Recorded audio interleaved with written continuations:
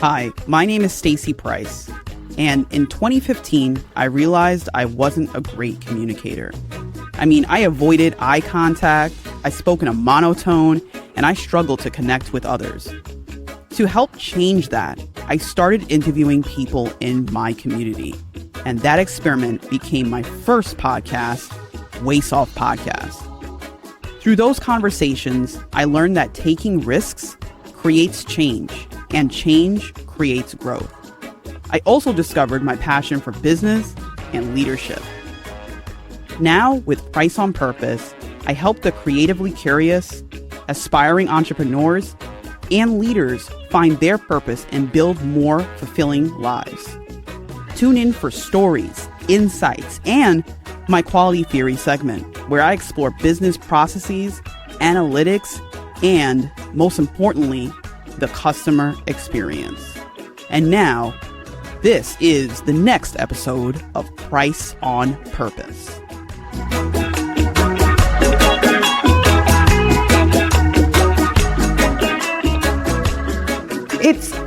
I will say this. So after meeting Maria, yourself, Tim, that was the first time I met other people that spoke, dare I say, my language of organizational development, building trust, feeling seen and heard in spaces where it almost seems like the voices are silenced. Oh, they are silenced. Yeah. Let's be clear. Thank you for saying that, because I do 100% agree with that. I was trying to be nice, but let's just say what it is. The silenced voices, giving them a space. I've read books by, I don't know if these people, Jeffrey Gitomer, what we got here? Jim Collins, Good to Great. Yeah.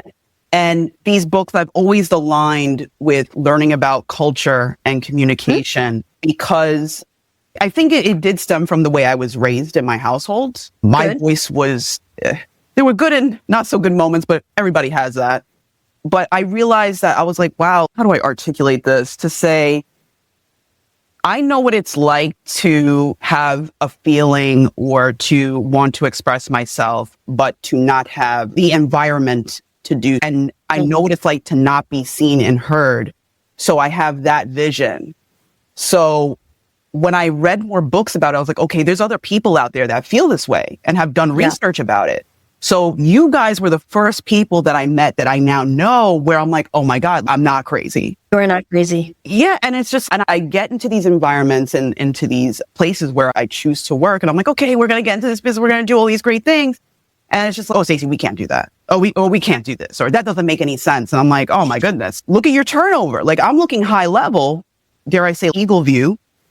And I'm like, this person left for the same reason. This person left for the same reason. Yep. And you guys are literally ignoring it and laughing at it. And you think this is okay behavior. Right. Why? If this is truly a business, if this is truly what you say it is, it's a place to give people opportunity. Why does the opportunity not exist? Why can these people not see the opportunity? And so I do talk about that. And even like in the introduction for the dissertation, right? On average, we like to say that it costs about $16,000 to replace an employee. So think about what that number looks like. So first of all, you have knowledge that walks out the door.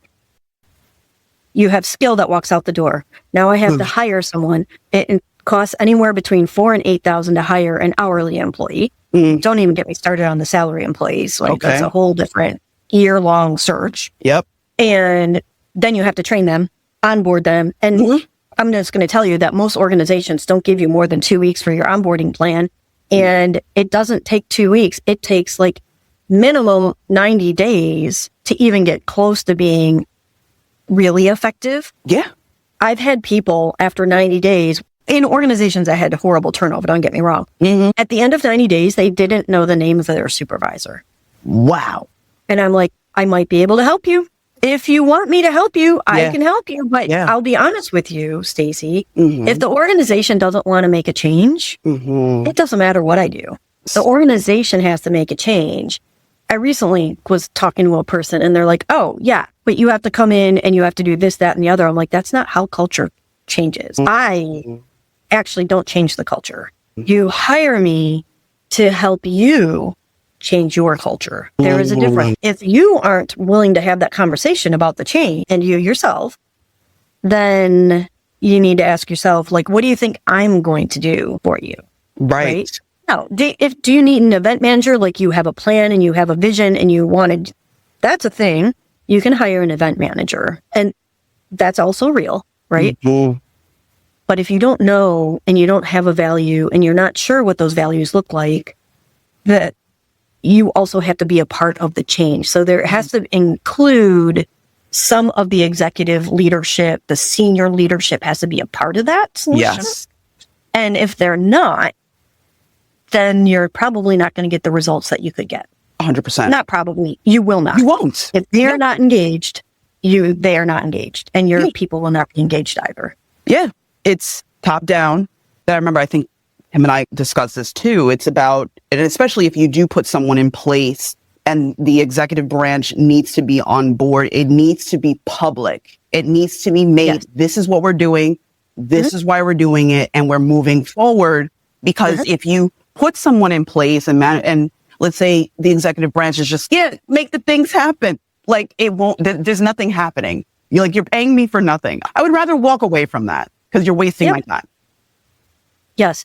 Not only that, you're going to get bad reviews, right? You're not going to have the stories that you need. Like, if they're not doing the actions, that's why I like to talk about gratitude. Like last year, just the last couple weeks, really, maybe a month and some change, we launched the Gratitude Leadership Collective. And the reason I like specifically gratitude is that you can measure it internally and externally. Yes.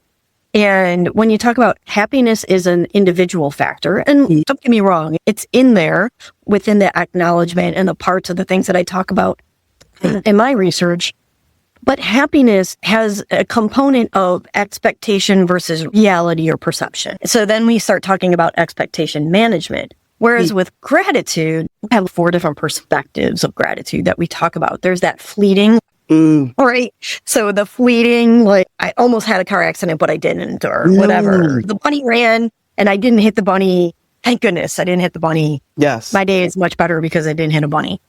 So fleeting, but it doesn't leave you fully energized, but it doesn't detract from you. Then we have the affirmation where I am thanking you, gratitude. Then we have the internal, I am really thankful for this, right? I am so thankful for this. And then we have the 4th one, which is that daily reflection, where you're like, let me think about where can I find the gratitude moment in a tough moment? What in it is actually helpful? Yes. So we talk about those different things. And what is interesting about that is you can actually measure some of those, like not the fleeting one, but you can measure, are people participating in reflection? You don't even have to get all up in their weeds about what are you reflecting on. Right. Just you have a daily habit, right? Or have you written today? And usually people are frankly pretty honest about, I did my reflection today or didn't do it. And then the external, right? Thank you very much. I teach people how to thank people in a business setting, primarily in a business setting, right? Okay. So I think maybe you've seen some of it posted throughout LinkedIn, whatever, but the spirit of acknowledgement, not dissimilar to SMART goals, but I actively teach them how to thank people in a way that relates back to their personal character, to make it really personal. That ties it to the company values and how is it impacting company results. And the reason I talk about that is I call it like Q1 feedback instead of Q4 feedback. Oh my goodness. Right? So Q4, everything's that didn't go right. It's all done. It's all past tense. And even if you did something went well, you don't usually talk about the actions of it. You usually talk about the results. Like by Q4, we're talking results. Yes. When you talk about Q1, you're talking about the actions that are leading to the results.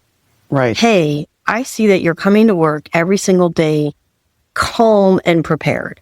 Why does that matter? Because it's actually hard. When you have children, I'm just going to say, it is hard to get to work on time every day when you have multiple kids that need to get out the door. Don't forget your lunch. Don't forget that. Don't even throw in ADHD or something else. A whole other ball game. Right? Or like with our manufacturing teams, like sometimes the daycares aren't even open when we're starting. Yep. How do you have got to be like on it? Yeah. Or they're driving and they get stuck by a train. You don't have control over it. There's different things that impact whether they're successful in coming to work every single day. And then calm, right? I got stuck behind a train. Am I going to walk into work calm and prepared, or am I anxious because now I'm 5 minutes late when I thought I was going to be like early? Okay. You have to choose to be prepared. So Absolutely. It's okay. It's not just okay. It's excellent to recognize those employees who are choosing to come in calm and prepared. Absolutely. Even in the face of the things they're going through, and recognize, I see that you're coming in every day and you are calm and prepared. And I know how hard that is with 3 little kids that have to get on the bus. Exactly. And that impacts our safety metrics. It impacts our productivity, and it impacts the overall engagement of the people around you. They're now behaving calmly and productively. And that leads to engagement. It leads to safety. It leads to, and now I've highlighted company values because safety is usually in there. I've highlighted metrics. I've highlighted how hard it is. Like, I'm recognizing what you're going through and still delivering. Yes. And you can do that in a timely and specific manner, spirit. So it's like personal, impactful, relevant to the company, inclusive, meaning other people are seeing this praise, and then timely. Delivering it in Q4 doesn't influence the year, but delivering it in Q1 does. So how do you do that throughout the year? Looking for the good behavior that drives the results that you're getting, instead of just saying, good job today. Yes.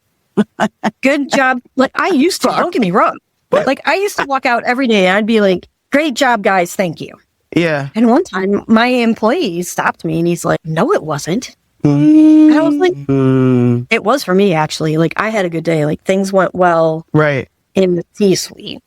And this happened. And I'm like, fair. Like I never said what he did that influenced what happened in the C-suite, the decisions that were being made. I never highlighted all his activities that contributed to the good day. What his day was like, this went wrong, and you're sitting here saying, thanks for a good day. What? And so from that kind of feedback, I'm like, maybe I'm not doing a good job.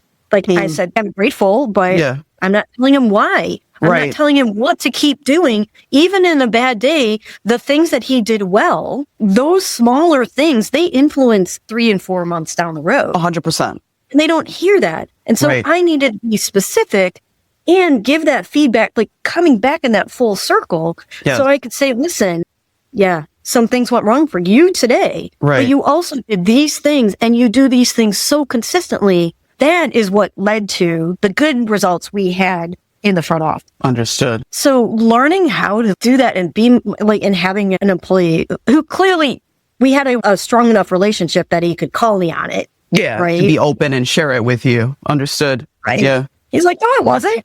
What you talking about? I don't see but that's good though, because this is what I'm talking about. Like at least you guys had that rapport where he could be open and honest with you. But then it gave you a moment to reflect and be like, oh, okay. Yeah. You know what I mean? Yes. But this is what I'm saying. Like a lot of places, just like you said, if they don't want to change, they're not going to change. But I always wonder because there's so much talk. Granted, it could be the algorithm and the information that I'm interacting with, but there's a lot of discussion, I think, ever since 2020, to me at least, of this quote unquote toxic work environment.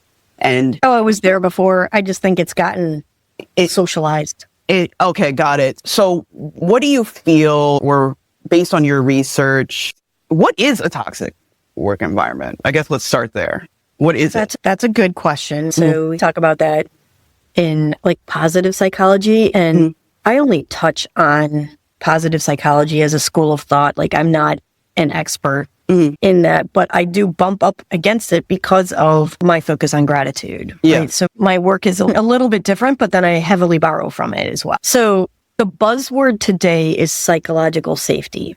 If you don't feel safe in speaking up, if you feel that your job is at risk when you speak up, when you see something wrong, that's a toxic workplace. If you feel that there's a safety issue and you want to talk about it, but if you talk about it, someone's going to penalize you in such way as give you the crappy job or force the overtime, or be super crazy that you came back 30 seconds late from a task, or you spent too long when you went down to the nurse, or you went to, I literally had someone, he didn't want me to hire a person because they said that person had a safety incident or reported a safety incident. The person reported a safety incident. That was valid, actually, by the way. Wow. But it through metrics.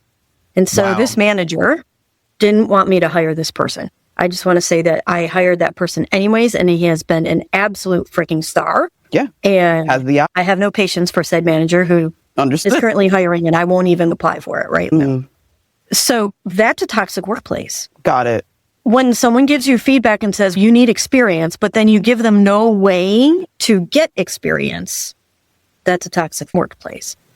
If there's a reason, and I know it's like the whole DE&I thing withered on the vine recently, but there's a reason these employee resource groups were built up. And it was so that people could have conversations of, I don't know how to navigate this, or when I say it this way, it's perceived that way. Women tend to have a more collaborative approach. Men tend to have, as I'll just say, like in manufacturing, tend to have more of a crisis management, D-style approach. And so the perception is that the women are not strong, or they don't speak up, or whatever. And the fact of the matter is, like, the data shows that the more women that are in the C-suite, the more sustainable, long-term, and innovative the organizations are. Woo! Everybody hear that? But because, like, we were just talking about this yesterday, but because we don't have enough women in those C-suites, even when you get one in, they become the token. And because the work has traditionally been like more of a collaborative approach, you don't have someone to collaborate with because you're the only one. And now you're the weirdo who's supposed to report, but then everyone says no because you're constantly outvoted. And so that glass hasn't been really broken. It's only been pierced. The numbers are still growing, but I'm going to tell you, when I started in manufacturing, there were no women's restrooms. Wow. I went to I don't even remember what company is in there now, but it was built during World War II. Oh, wow. And it's out in Newark, Ohio. And I walked through the facility for this interview, whatever contract I was looking at. And I'm like, hey, you have women's restrooms. The guy goes, we were built during World War II and all the men were overseas. So we had women's restrooms. Wow. And it's the only facility that was built like that I've been really around that at the time of building had equal size women and men's restrooms because there were no women. So I've been in universities where I had to go to a different building because there were no women's restrooms. I've been in university research facilities where I had to go to the secretary to use the restroom because they literally had a bathroom off to the side for the secretaries. There were no other restrooms for the women. I was working one day in the main engineering building at Ohio State. And at the time there were 3 or 4 stalls downstairs on the first floor and 2 stalls for the women upstairs because there was another group of secretaries on the 4th floor. And that was it. Everything else in the building was for the men. Yes. And so I always had to go up to the 4th floor because the lines were too long downstairs. You could never even get in downstairs. Right. Because the women were coming, but the infrastructure wasn't there. So my colleagues, hey, can you watch the desk? I'm going to use the restroom. I'm like, sure, no problem. And he turns around and he's back in seconds. I'm like, what just happened? It's not even physically possible. And he's like, they turned it into a women's room. So they made it so it was 1st and 3rd floor was for the engineering student females. And then 2nd and 4th, there was something for the student males. Wow. But he was like, I'm like, you can go to the other floor. I got it, right? I'm like, I've been doing this for 3 years, right? I figure you can walk a flight of steps to go use the restroom. He was like, I don't have to go that bad. Oh my God. You're like, no. Oh my God, my brain right now. Oh my goodness. The whole scene, yes. Right? I'm sure you've probably seen Hidden Figures, right? There's that whole scene where she's going all the way across campus and I'm sorry, I'm drinking my coffee. What I was thinking about when you said this. I was like, oh my God. Yeah. I realize that it's not the same implications, right? But we're still fighting restrooms in the United States and not just for the United States. Because when I was in Mexico and I was pregnant, there was nothing for the females except the secretaries. I was the only female out on the shop floor. And you're pregnant. You're I need to use the facilities more times than normal. Right. And finally, I was like, you just need to stand in front of this door because I'm not walking all the way up front every single time. Right. There's nothing. So I have been like, I have so many stories of just trying to find women's restrooms internationally as an engineer. Wow. And I don't even feel like, I don't feel like I'm that old. You're not. That's what gives me perspective, because I'm just like, I'm thinking the other places I've worked has been in customer care. So I'm on the phone. So no issue there. Men's room. There's probably more women, right? In general. Exactly. So that's why I'm like, oh my God, like we're still trying to fight to get a bathroom. A bathroom. In 2024. My God, you're giving me so much perspective right now. Because the current job that I have, I work for an appliance store, but I work out of the warehouse as a fulfillment coordinator. Yep. You can imagine the warehouse wasn't necessarily a female-dominated space. It's probably a little more balanced nowadays, though. In this particular space, out of everybody in the building, there's 3 women, and that's one of them is me, and everybody else is male. Everybody else is male. You should see what the bathroom looks like, because there's this particular warehouse. There's the bathroom with the stalls for the men. That's functional. The bathroom with the stalls in it is a storage area. Granted, we do have a separate office now where we have a bathroom there. And then there's another bathroom up front, but it just gives me perspective. Like, oh my God, this is like brand new. Like brand new. We've had a couple conversations depending on different organizations, whether they're going to have more of a family style bathroom, right? Like a single stall or something for people. Mm-hmm. And of course, the whole conversation is a hot button issue for some people. Mm-hmm. Like some of the women are like, man, we still don't even have women's restrooms. Oh my God. It's wild to me. Right. And so and then the perspectives are all over the place, right? Like, why should they get one when we don't have one? And I'm like, please, I think that's toxic thinking. Yeah. I'm like, put another one in. It's for everyone. So then you can use it when you need it, right? Exactly. Come on. It shouldn't be this hard, but change is hard. Because here's the argument. This is the argument people will make. Yeah. Am I making money off those restrooms? Seriously? And you're not. But are you? In the conversation. Is it in my budget to go change over the restrooms? It's not. Like, it actually costs a lot of money. And so when you're operating on tight budgets, it's not top of mind for all of the men who are controlling the finances anyways to go change the restrooms for the women. Oh boy. Oh boy, Angela. So we go into that territory. Yeah. And then you move into, especially for nursing mothers. Yes. Like, this is real. The United States has the single worst maternal care program of any developed country. It is the absolute worst. Wow. We do not pay. Most companies do not provide paternal care still, or paternal time off. Nursing mothers in manufacturing. Oh, wow. Super difficult, right? Because I have to give you time away from the line.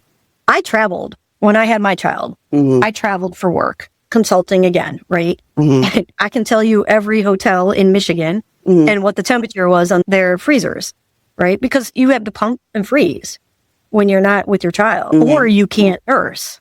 And that's all the research says. 6 months minimum, ideally 1 to 2 years. Forget the United States. Nobody hits 2 years, almost nobody, and certainly not in manufacturing. How do you allow these women the time that they need, where the privacy, the freezing, or right? You need to clean, there's a lot that goes into it. Mm-hmm. And what you're going to see is lack of productivity. Yeah. And but we have to, if we want to have the manufacturing workforces that we need, then we also have to find a way. Yes. 110%. I think this goes back into the safety space. I guess what baffles me, Angela, is that, how do I articulate this? It's baffling to me that a company would not want to add or listen to the needs of their employees to at least work with them on creating, let's say I call it a safe space, and the relation of that to increase productivity? I'll just say some do and some don't. And it can be very down to the supervisor or team leader specific that can really get, you have to find out. So say you're an organization that on paper and in policy supports. That exists, like this exists. But you'll find pockets of people who don't agree with the policy. They don't agree with the policy. Therefore, they don't feel like they should have to enforce it. But that's not how it works. Right? Like I gave a talk to an organization.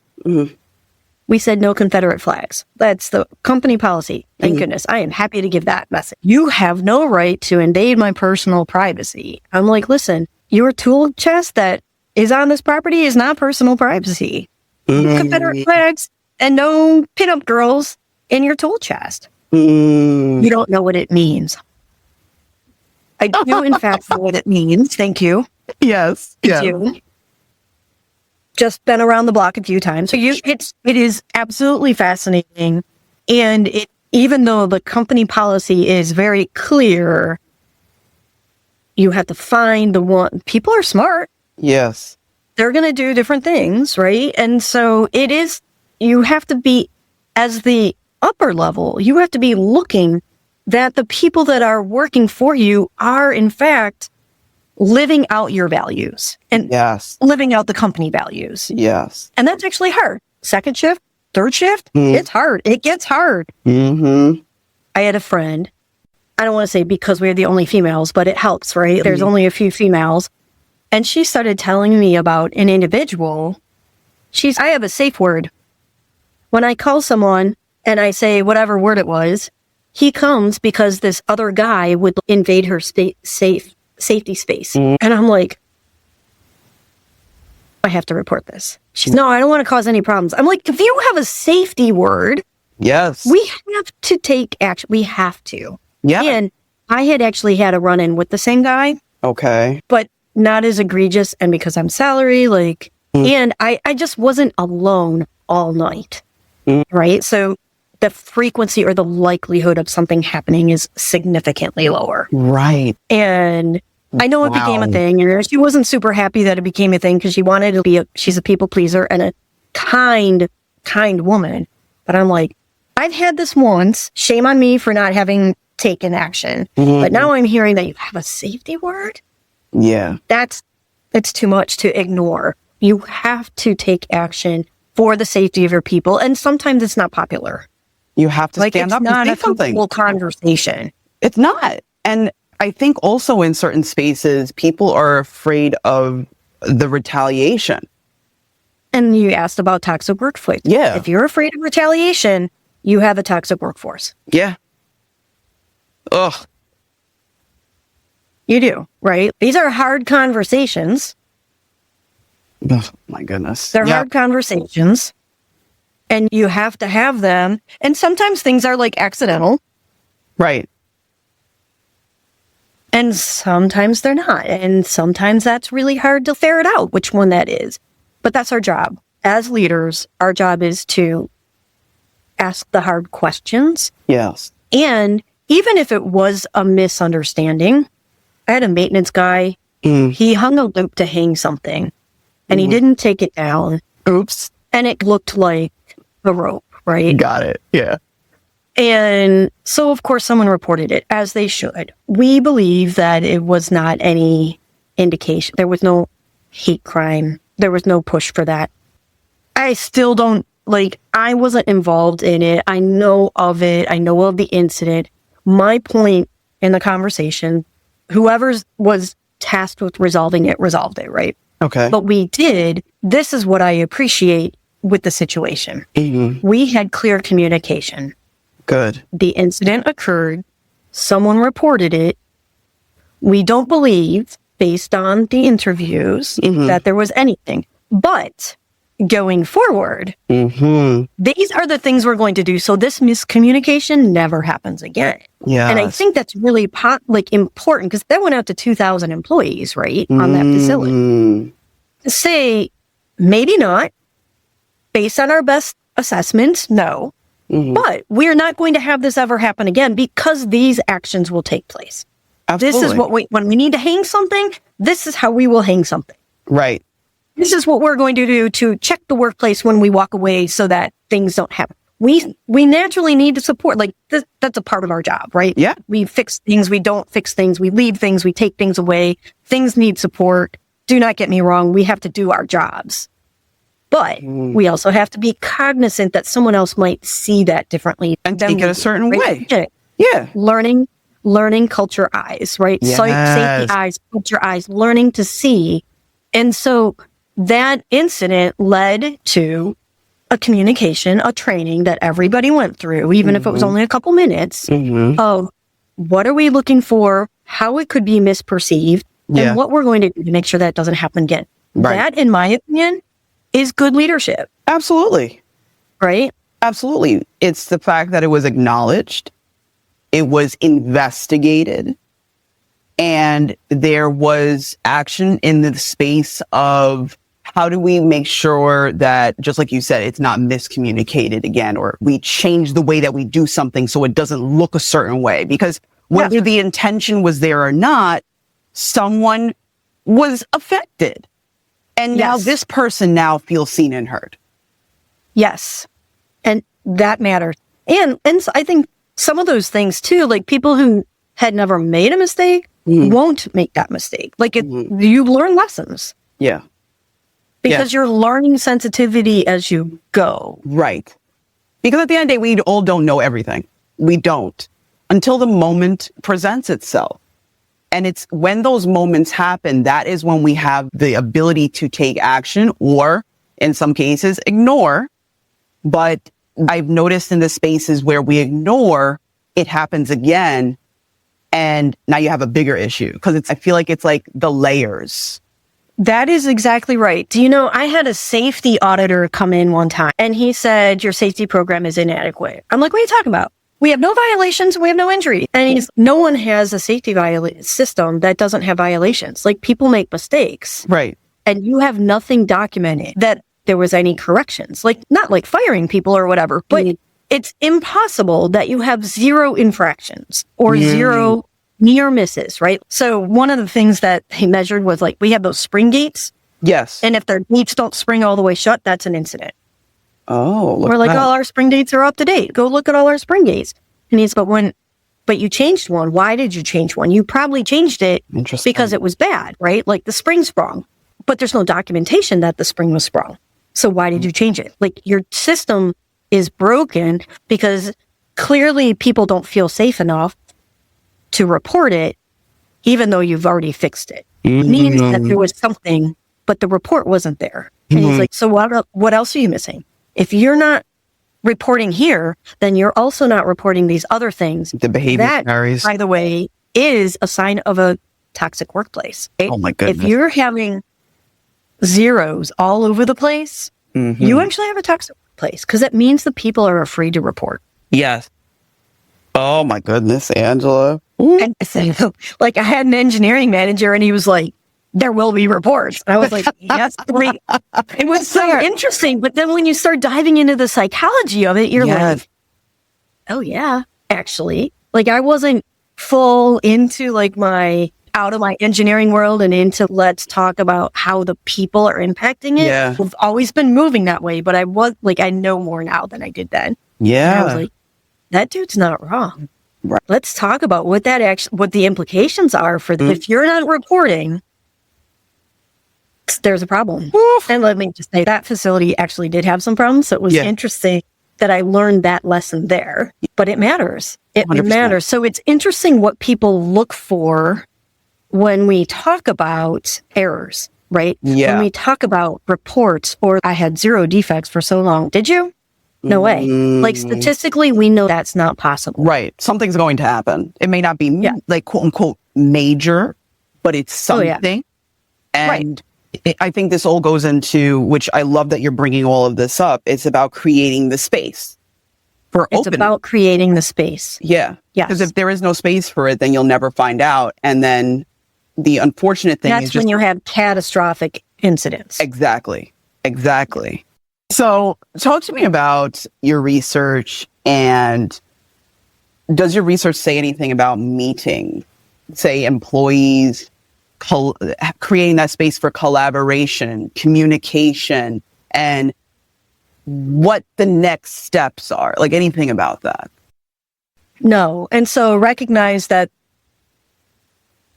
small group, one organization, this particular crowd. So they did have town hall meetings quarterly, and they appreciated it, but they also didn't like it. Like at the same time, it's so interesting, right?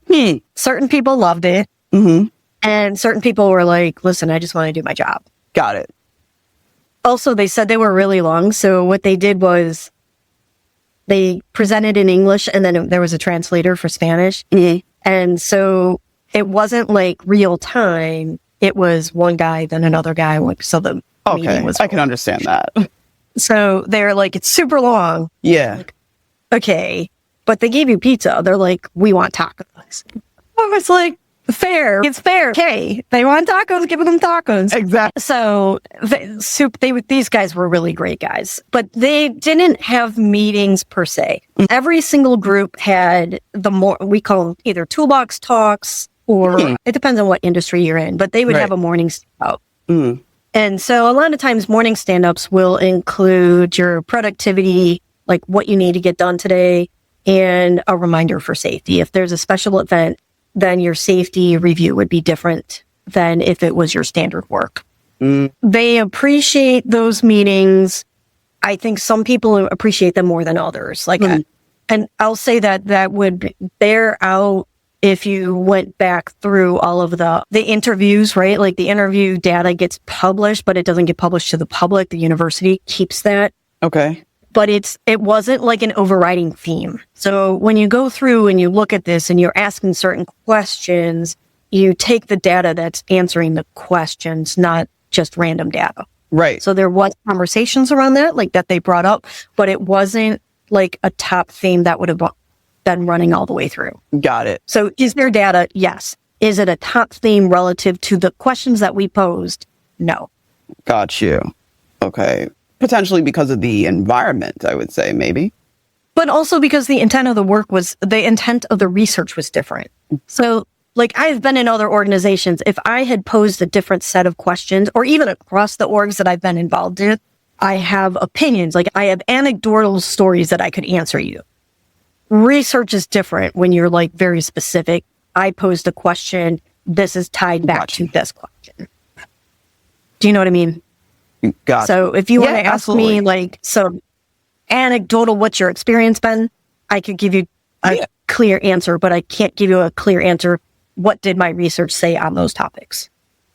Got you. And I appreciate you. I appreciate you articulating it that way because it's very clear. Well, yeah, because I guess based on like your experience in meetings, like I feel like certain meetings can be super short. Like it doesn't need to be an hour-long situation. I feel like after an hour, it's just nobody's paying attention. What do you feel about how does a company or how do a group of people have a good meeting? And by good meaning, a productive one.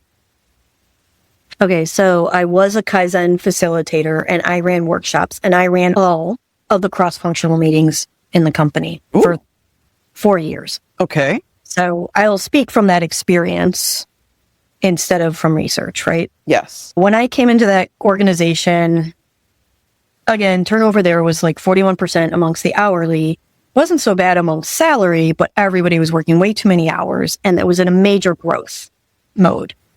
And we struggled hiring because we didn't really have the HR infrastructure at the time. Okay. And we struggled hiring because we didn't actually even have really well-written job descriptions. So we didn't even know who or what we were hiring half the time. Got it. At that time, right? Again, that's what happens in major growth. It happens. Every org goes through it if they're growing. That doesn't mean they have a bad culture. It just means they're growing. Yes. And every meeting was late. holy cow, every meeting was late. And like, I got to a point where I told my CEO, I'm like, if I don't leave at 5:45 and pick my kid up at 6, I get a fine. Yeah. Right? Two graces. And then by the third time, you get a fine. I'm like, listen, I am in here 7 o'clock, 7:30 in the morning. And if I can't pick my kid up by 6 p.m. and I'm getting a fine, you're paying for it. Yeah. Straight up. And he was like, because his wife stays at home, nice job, 3 kids, whatevs.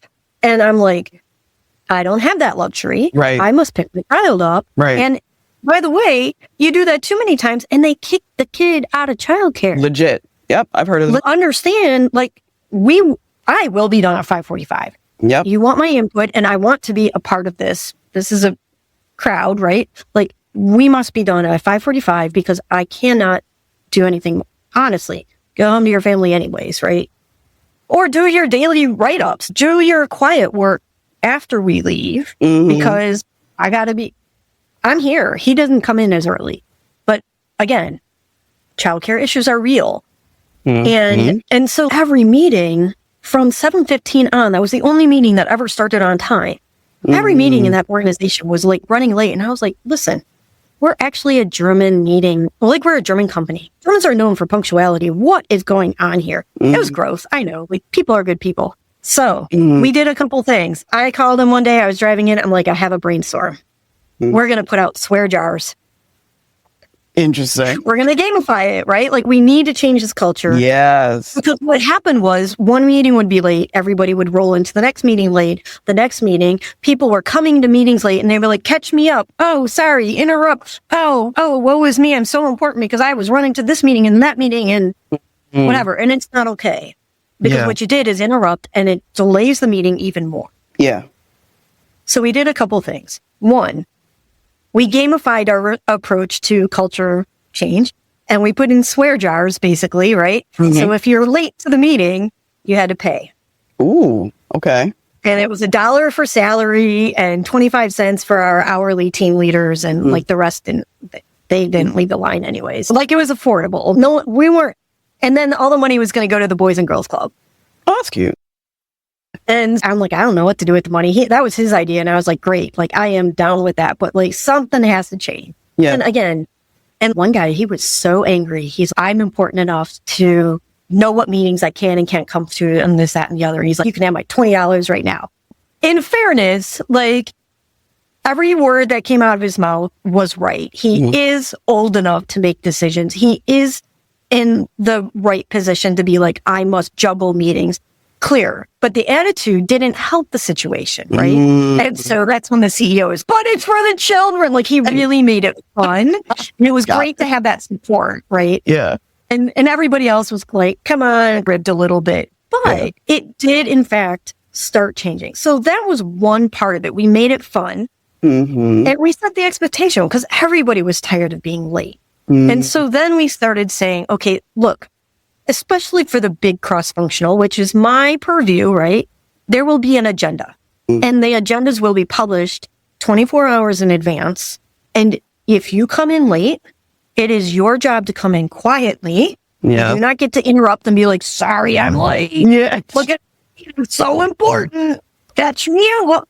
Because that's what's happening. Right. Exactly. Come into the meeting quietly, humbly, pay attention to what's going on, read the agenda. Again, that primarily was my burden to carry, and see where we are, and we can catch you up at break. And then it is now the person who's running the meeting job to be done at 5 till.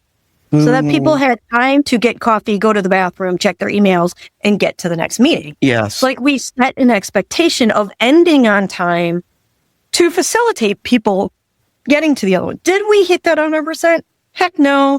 Thankfully, no one said, Angela, we should fine you when you're running late. But that would have been like, if we hadn't, honestly, in I'll say 4 to 8 weeks, we had it turned around. We were able to end meetings. Because people weren't coming in late and interrupting, we were able to finish on time. Like, if we hadn't, that could have been the next step, right? Yeah. If you run late, you're responsible for everybody else's fines, or like, you could have done something. Yeah. But people started walking out. So the meetings were ending. So we said we would. And people were like, dude, it's 5 till, gotta go.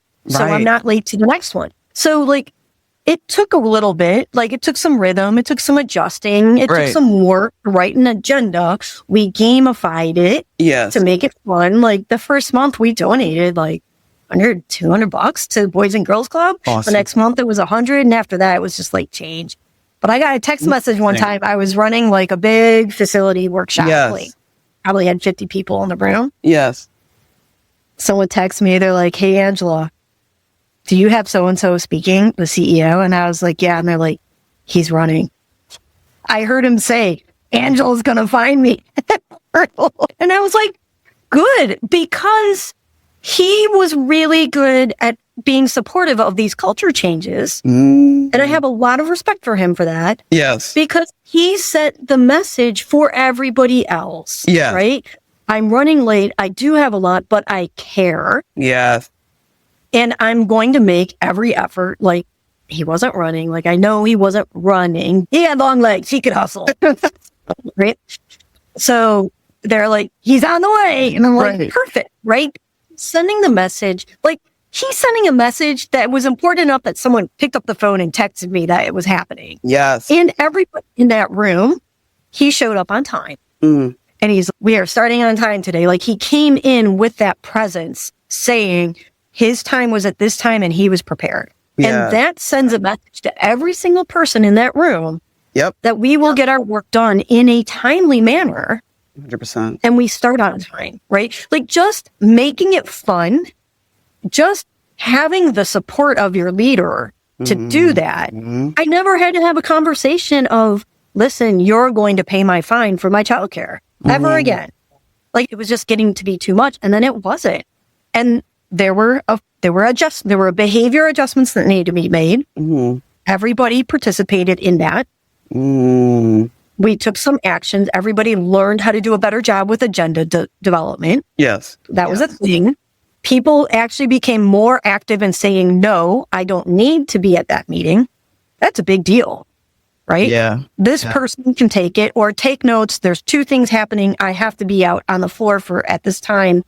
Please provide the notes, or someone will represent for me or something. You learn how to develop collaboration. You're increasing your communication. You're asking hard questions. Do I need to be there? Is this a priority for me at this time? And so by putting all those things together, like, it's funny that something as simple as Angela needs to pick her kid up on time changed an entire punctuality culture, and as a result, productivity. Because you're teaching prioritization, you're teaching clarity, you're teaching safety, because always now you shouldn't be running through places. And putting all that together really drives a positive culture. Oh my goodness. So it's fun how you can make things when multiple people are working together for an aligned vision. Let me ask you something, because I had a million questions for you, but I'm just like, I don't think I'm going to get to them all. We're going to have to have you back on. But have you always been an outspoken person? So I don't think so, but I think if you were to listen to other people talk about me, the answer is yes. Interesting.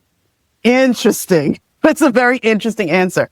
Why do you feel that you say we're not an outspoken person? Because I perceive you as such, that you are. So I don't speak up for myself. I'll speak up for others. Oh, you sound like me. I think it's true for a lot of people, right? Like, I didn't worry as much about women in engineering when it was just for myself. But the first time I hired a female engineer, I was like, oh, like, I don't want her experiences to be what my experiences were.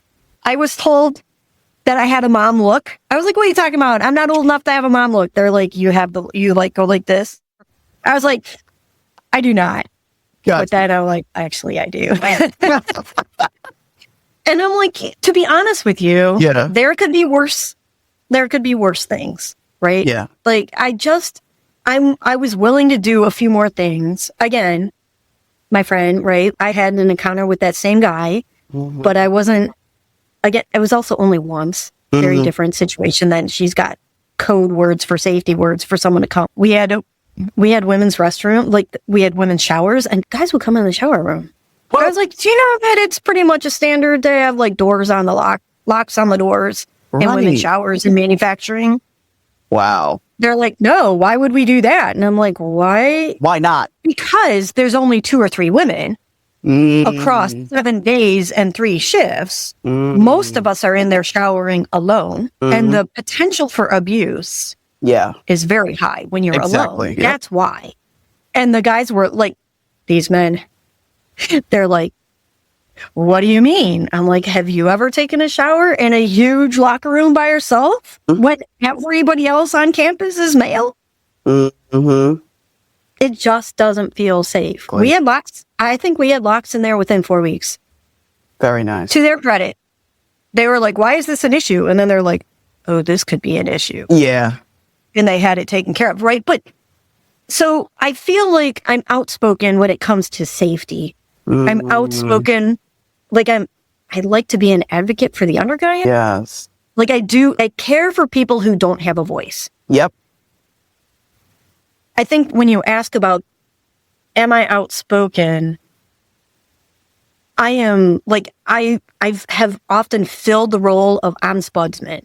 I'm willing to advocate for people. And I'm willing to sit and listen and help them articulate so that they can learn how to articulate for themselves what some of those issues are. Because I am a big fan of the saying, you don't know what you don't know. And if you grew up in a household that didn't provide good leadership, modeling good leadership, like good clarity or whatever, then how do you know? Exactly. I have made mistakes that I didn't know were mistakes. And I'm super grateful that my first work experience was with General Motors because they actually have a really good, it wasn't called DE&I at the time, but as we sat down and went through some of the trainings, I'm like, I never even heard these words, so I didn't even know that they would be considered bad. Like I wouldn't use them, but I didn't even understand because I hadn't been exposed. And my argument when it comes to leadership or anything else is sometimes you just didn't even know until you've learned it. And that's reading, that's exposure. And I've traveled internationally, so I feel like I've learned a lot, but no one can know everything. Exactly. And so my goal is always to listen first with that curiosity and then help clarify this was a misunderstanding. This person did say something that was offensive, but they didn't know it or mean it. Right. Let's fix it. Right. Apologize. But some people are really resistant to apologizing because they're like, I didn't know. Absolutely. But you still hurt their feelings. Exactly. And so you can apologize for hurting their feelings and saying, now that I know, I won't do this again. Right. And I meant no ill intent. Like this is still it's not toxic. It's open to learning. Exactly. And so I try to help in those gray.